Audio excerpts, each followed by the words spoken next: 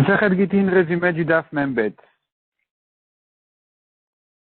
On a vu dans notre précédent une marloquette entre Rabbi et les Chachamim.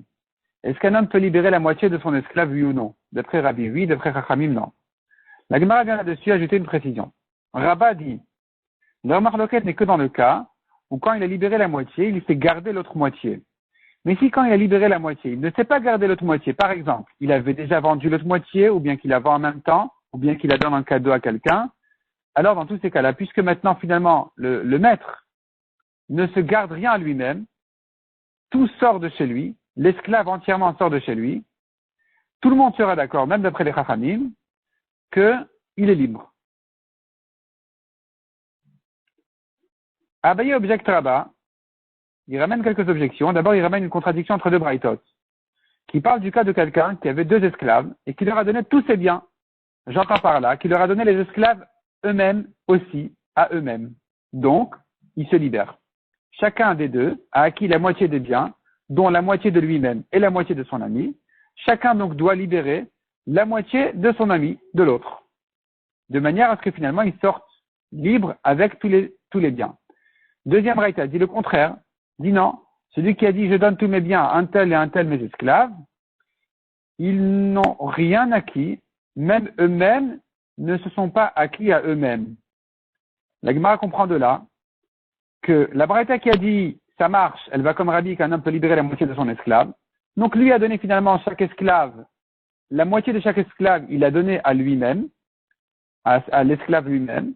Donc il a libéré en fait à moitié, et ils vont compléter l'autre moitié chacun l'un à l'autre. La braïta qui a dit que ça marche pas, elle va comme les Chachamim qui ont dit qu'on ne peut pas libérer la moitié d'un esclave. Or, tu vois ici que même quand c'est sorti entièrement de chez lui, comme dans ce cas-là où il a tout donné aux deux, ça marche pas. Donc, c'est une objection contre Rabba qui a dit que ça marche du moment que tout est sorti de chez lui. La Gemara donne 4 réponses à cette contradiction entre les braïtot qui vont pas, qui vont résoudre l'objection à Rabba. C'est-à-dire 4 manières de comprendre la braïta qui a dit que ça marche pas, sans rentrer dans la svara de Abaye qui voulait dire que c'est parce que d'après les Chachamim, que ça c'est Rabbi, c'est Chachamim, mais que malgré qu'il a tout sorti de chez lui, ça marche pas. Non. On pourrait dire autrement. On pourrait dire que, comme Rabba, que selon les Chachamim, à partir du moment où le maître, il a tout sorti de chez lui, en principe, l'esclave est libre. Et ici, pour une autre raison, la Braïta dit que ça marche pas. La Braïta qui a dit que ça marche pas, on pourrait l'expliquer en disant que il s'agit du cas où il ne leur a pas dit je vous donne tous mes biens. Il a dit je donne la moitié à l'un. Il a dit à l'autre je lui donne la moitié. Ici, on craint que c'est la même moitié qu'il a donnée aux deux. Ils doivent se partager sur une moitié. Dans ce cas-là, il se trouve qu'il s'est réservé l'autre moitié. Il n'a pas tout sorti de chez lui. Donc, ça marche pas. Deuxième réponse. La raison pour laquelle ça marche pas, c'est parce qu'il leur a donné tous ses biens sur le même shtar. Au lieu de faire 2 shtarot à ces 2 esclaves, il leur a tout donné sur le même shtar. Je vous donne tous mes biens à vous-même. Tout ça, il écrit sur le même shtar. Or, on pourrait apprendre que de même que le divorce d'une femme ne peut pas se faire sur 2 femmes, pour 2 femmes sur le même shtar, le même get, alors de la même manière, je ne peux pas libérer 2 esclaves sur le même shtar. Ça, c'est donc la raison pour laquelle ça ne marche pas.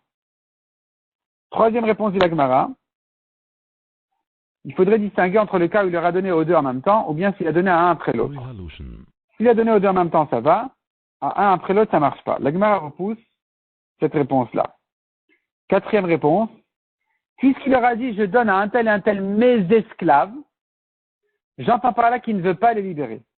La Gemara repousse aussi cette réponse-là. Et prouve que quand il leur dit mes esclaves, ça veut dire mes esclaves au passé, pas au futur. La Gemara traite un nouveau sujet. La Gemara reprend donc le cas de quelqu'un qui était Chetio Eved et Chetio Ben Chorin, moitié libre, moitié esclave. On avait dit dans la Mishnah qu'il travaille pour son maître un jour et pour lui-même le lendemain. La Gemara traite le cas maintenant où il était encorné par un taureau, il a été endommagé, cet homme-là. Le jour du maître, le dédommagement va au maître. Le jour de lui-même, c'est pour lui-même. La Gemara objecte en disant, mais si c'est comme ça, alors le mariage aussi, il a qu'à se marier avec une servante le jour où il travaille à son maître. et avec une juive le jour où il travaille pour lui-même, la Gemara dit non, le mariage c'est autre chose. On parle que de questions d'argent. La Gemara continue à objecter encore. On voit dans d'autres braïtot encore des cas où finalement on le considère comme moitié-moitié. On ne dit pas, ça dépend de quel jour il s'agit. La Gemara dit non, ça dépend. Si le capital est perdu, comme le cas où il a été tué complètement, cet homme-là qui était moitié-moitié, là on ne dira pas à quel jour il est mort. On dira puisque le capital est perdu entièrement, alors il faut tenir compte des deux côtés, des deux moitiés de cet homme-là. La Gemara continue à dire, mais si c'est comme ça, dans quel cas tu me parles que le capital n'a pas été perdu? C'est dans le cas où il a été endommagé, il va guérir. Si c'est comme ça, depuis quand le taureau il doit le payer? S'il va guérir, c'est pas évident. C'est une marloquette. Est-ce que le taureau, quand mon taureau a abîmé un homme qui va guérir, est-ce que je dois payer, oui ou non? Et donc, comment tu fais d'après celui qui dit que je ne dois pas payer? Il répond la Gemara, soit c'est un homme qui a blessé ce Chetzi Eved, ce demi-esclave, soit effectivement, Rava ne pense pas comme ça. Ne pense pas qu'il faudrait le dédommager dans ce cas-là, si c'était fait par un taureau. La Gemara dit encore, nouveau cas, nouvelle question. On a vu des cas où l'esclave ne travaille plus pour son maître, mais il attend quand même de recevoir un guet pour se permettre à se marier avec une juive. Il est entre les deux aspects. Il est esclave, mais il n'est pas esclave. Quel statut on lui donne? S'il a été encorné par un taureau, est-ce qu'il a un statut d'esclave qu'il faut payer au maître, les 30 shkalim que la Torah a dit? Ou non, il n'a pas un statut d'esclave, donc on ne donne pas au maître ces 30 shkalim.